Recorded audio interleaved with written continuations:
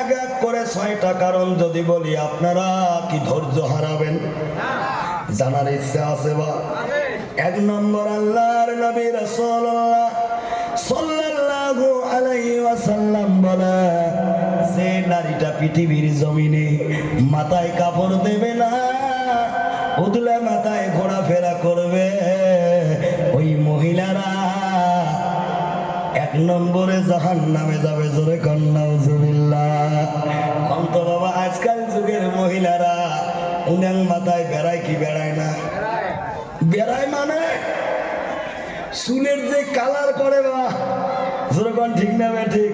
মাথার কাপড় দেয় না, হাউসেনিক দেখি ভাসুর গালা হাসাড়ি দেয়, হাউসেনিক ডনকে আর। জোরে কোন ঠিক না বে ঠিক?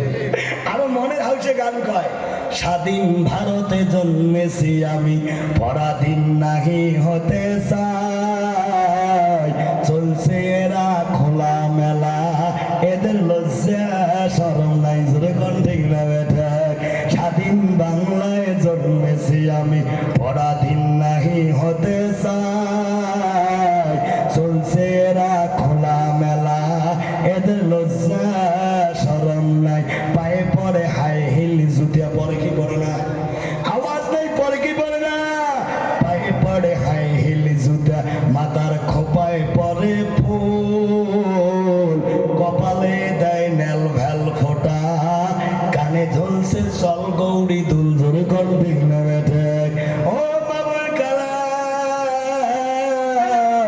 দয়া করে দিলের কাল দিয়ে শুনবেন বা, মিরাজ থেকে আল্লাহর নবী ফিরত আসার পর কিছুদিন পর নবীজি হুজরা মুবারকে বসে বিনায়া বিনায়া চোখের পানি ফেলায়। নবীজির মুহাব্বতের ছোট্ট মেয়ে, যার নাম হলো হযরতে ফাতেমা রাদিয়াল্লাহু আনহা, ফাতেমা আল্লাহর নবীকে জিজ্ঞেস করলো, আব্বু আপনি কেন বিনায়া বিনায়া কাঁদলেন? আপনার চোখ থেকে কেন অশ্রু ঝরতেছে? আব্বা, ও আব্বা, বুঝেছি বুঝেছি আব্বা, জন্ম কোনদিন আব্বা ডাক্তার মুখে দিতে পারলাই। আপনি যখন মায়ের গর্ভে 6 মাস, শুনেছি তখন নাকি আপনার আব্বা মারা গেছে। জন্ম হয়েছি বলে কোনদিন আব্বু ডাক্তার দিতে পারলাই। আমার মনে হয় গো আব্বু, আপনার বুঝি আব্বার কথা মনে পড়ছে। নবী বলেন, আরে বেটিলা, আমার আব্বার কথা মনে পড়িলাই। ফাতেমা বলছে, আব্বা তাহলে বুঝেছি তোমার বুঝি আম্মার কথা মনে পড়ছে। জন্মের 4 বছর বয়সের টাইমে বাবার কবর দেখতে গিয়ে তোমার মা আবেলাকে হারিয়েছিলেন। ও আব্বা, বোঝাই তোমার মা আমিনার কথা মনে পড়ছে।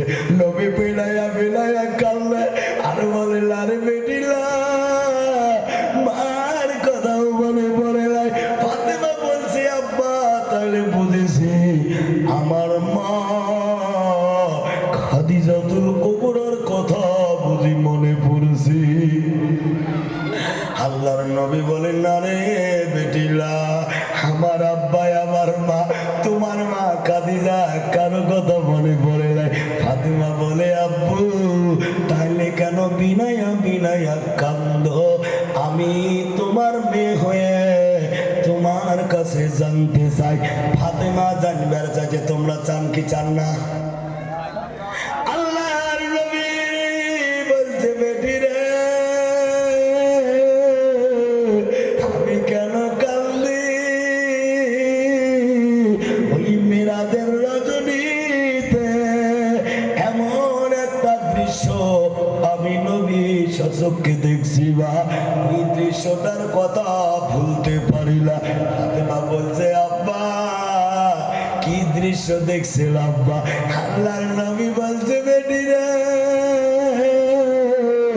জিবরাইল যখন আমাকে জাহান্নাম দেখালো, দেখলাম একটা মেয়ের মাথার চুলগুলো আকাশের দিকে ঝুলিয়ে রাখছে, পাগুলো জমিনের দিকে, জাহান্নামের অগ্নি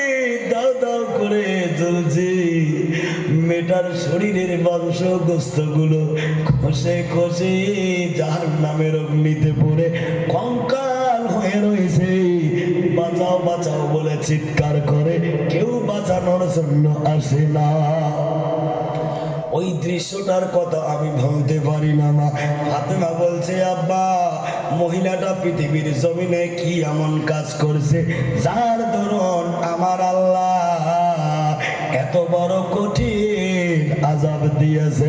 আল্লাহর নবী বলছে, বেটি রে, এটা পৃথিবীর জমিনে কোনদিন মাথায় কাপড় দেয় নাই, উদলা মাথায় চলাফেরা করেছিল, যার দরুন আমার আল্লাহ এত বড় কঠিন আযাব দিয়েছে।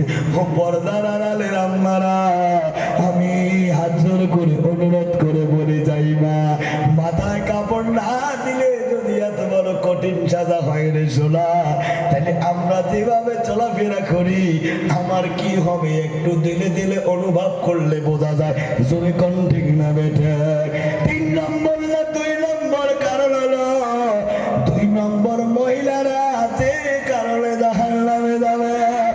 2 নম্বর কারণটা হলো মহিলারা স্বামীকে সম্মান করে না। করে করে স্বামী সম্মান করে না। কতগুলো মা বোন এমন ডিজিটাল মার্কা মা বোন আছে রে মা, স্বামীকে এমন অকট্য ভাষায় গালিগালাজ করে, ভাষায় প্রকাশ করা যায় না। বেচারা মনের দুঃখে চোখের পানি ফেলে কবারও পায় না। ওই কালা মটন ধর্ম ধমকুল যখন ঠিক না বেটি আছে না নাই? খারাপ পাইতেছেন হক কথা, এইরকম মা বোন আছে না নাই? কালটু ডোম এইভাবে কয় কয় কি কয় না। ও মা বোনেরা আমার, 2 নম্বর মহিলারা যে কারণে জাহান্নামে প্রবেশ করবে, এরা স্বামীকে সম্মান দেয় না। আল্লাহর নবী করে দেয় ঘোষণা, একটা নারীর কাছে স্বামী এমন দামি। আল্লাহর নবী পাক জবানে বলে, আল্লাহর পরে কাকে সিজদা করা তো জায়েজ নাই। যদি জায়েজ থাকতো নারী জাতিকে তার স্বামীকে সিজদা করার হুকুম দিত। চিল্লাইয়া বলা যাবে না সুবহানাল্লাহ? নারায়ে তাকবীর। এই যে যুবকগুলো একটু খুশি হচ্ছে, হুজুর আমারও তো মাইয়ের মা সভা শুনবে যাচ্ছে। এটাই কাজের কথা করছেন যে আল্লাহর পরে যদি সিজদা করার কাউকে হুকুম দিত তো নারী জাতিকে স্বামীকে সিজদার হুকুম দিত। যেরকম সুবহানাল্লাহ। ভাইজান মুরব্বী বাবাজিরা, খালি মা বোনের দোষ দিলে চলবে না। কতগুলো ডিজিটাল মার্কা স্বামীও আছে না নাই? আছে না? দেয় না ভাত খাবো শুধু মারে ঢুকিয়ে চাপড় আছে না নাই? ওরে বা এমন ডাং ডাঙায় রে বা কয় বু যেটি সবার জন্য যাবো। আফসার মৌলানা গোলাম মোস্তফা জিয়ারুল আরো যত হুজুর আসি সকালকালে স্বামীর খেদমতের কথা কয়, কাইও কোনোদিন স্ত্রীর হকের কথা বলে না। ফাতেমার কথা কয়, আসিয়ার কথা কয়, বিবি রহিমের কথা কয়, মন শুনি না খেদমত করবার মন চায়, কিন্তু কেন করুন না বু? আজ থেকে 3 মাস আগত এমন গুড়ি ঘুরেছে এমন সিধে হইয়া খাড়া হবার পাং না। আছে না নাই? হ্যাঁ আছে না নাই? হাসান স্বামীকে মারে, স্বামী স্ত্রীকে কোনোদিনও মারবেন না। নবীর কাছে 3টা বস্তু প্রিয় ছিল। যেরকম কয়টা? 3টা বস্তু প্রিয় ছিল। 1 নম্বর ছিল খুশবু আতর, যেরকম সুবহানাল্লাহ। 2 নম্বর চোখের শীতলতা হলো নামাজ, যেরকম সুবহানাল্লাহ। 3 নম্বর নবী বলছে যে নারী অর্থাৎ বিবাহিত স্ত্রী, যেরকম সুবহানাল্লাহ। স্ত্রীকে কোনোদিনও মারবেন না, যত পাবেন মহাব্বত করবেন, যেরকম সুবহানাল্লাহ।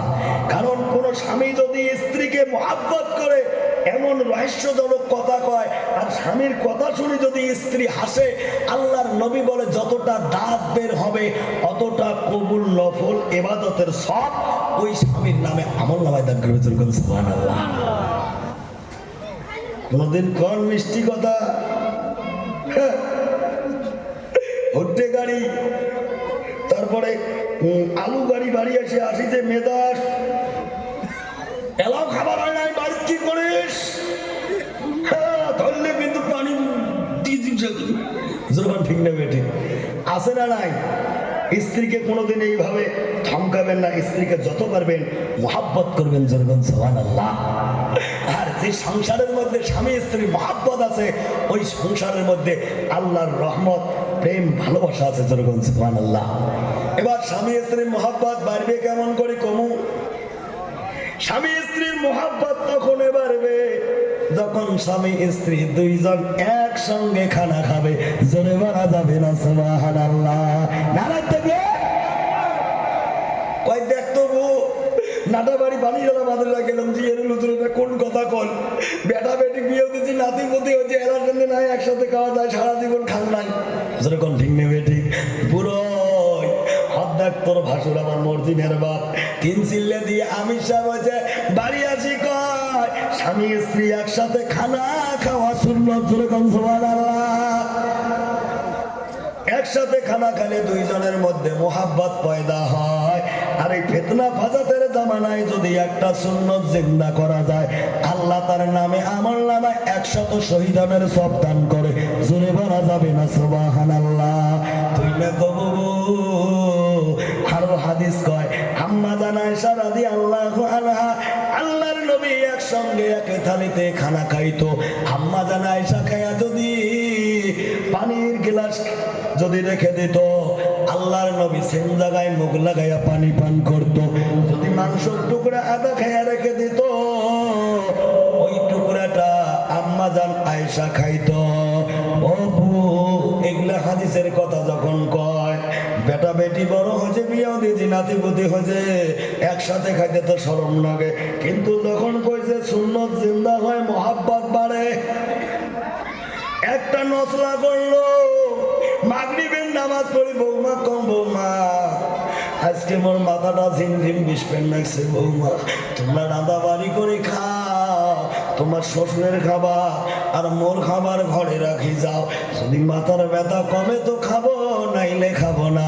তুই না কবু এই বুদ্ধি করি, বৌমারটাই ভাত নিল আনি, তোমরাও এসার নামাজ পড়ি, যখন আসিল বাড়ি এক থালিতে বাড়ি সুন্নত জিন্দা করার আশায় খাবার বসলো, মুই একলা গোস্ত খাইয়া যেই রাখি দিছ, টুকপুস করি তোর ভাসুর খেয়া ফেলাল, কিন্তু তোমরা যেই একলা খাইয়া রাখি দিছে, যেই মই মুখ দিছ, ফেলবারও পান্না গিলবেরও পান্না। কে তুই না কমবু, ছয় সরঞ্জনের কোনো বাসনা নাই, খালি সুন্দর বিড়ি বাসায়, এমন বিড়ি করা আছে না নাই, এমন টান মারে বিড়ি গলার রক যায় যে সিঁড়ি, দাদু বিড়ি খায়, সিগারেট খায়, ছেলে মাও চায়, দাদু বিড়ি খায়, আছে না নাই? ও যুবক বন্ধুরা, খারাপ পাইতেছেন? ইনশাআল্লাহ 6টা কারণ বলবো বাবা, তবে 10টা মিনিট কোনো দিকে তাকাবেন না। আমি জিয়ারুল দেখতে কালা, কালো যদিও হইরে শোনা, আল্লাহর নবীর হাদিসের কথা মিথ্যা না। কেউ যদি নেক নজরে একজন আলেমের মুখে তাকাইয়া থাকে, আল্লাহ তার সগীরা গুনাহ মাফ করে দেয়, জোরে কোন সুবহানাল্লাহ। তাই বলি রে শোনা, আমার দিকে 10টা মিনিট তাকাবেন, দিলটা নরম করবেন, দেখেন এক ফোঁটা চোখের পানি বেরাই কি বেরাই না। আপনাদের ধৈর্য ধরে বসে থাকাটাই প্রমাণ করে এই পানিশালা হাফেজিয়া মাদ্রাসার মাহফিলকে আমার আল্লাহ কবুল করে নিয়েছে, জোরে বলবেন না সুবহানাল্লাহ।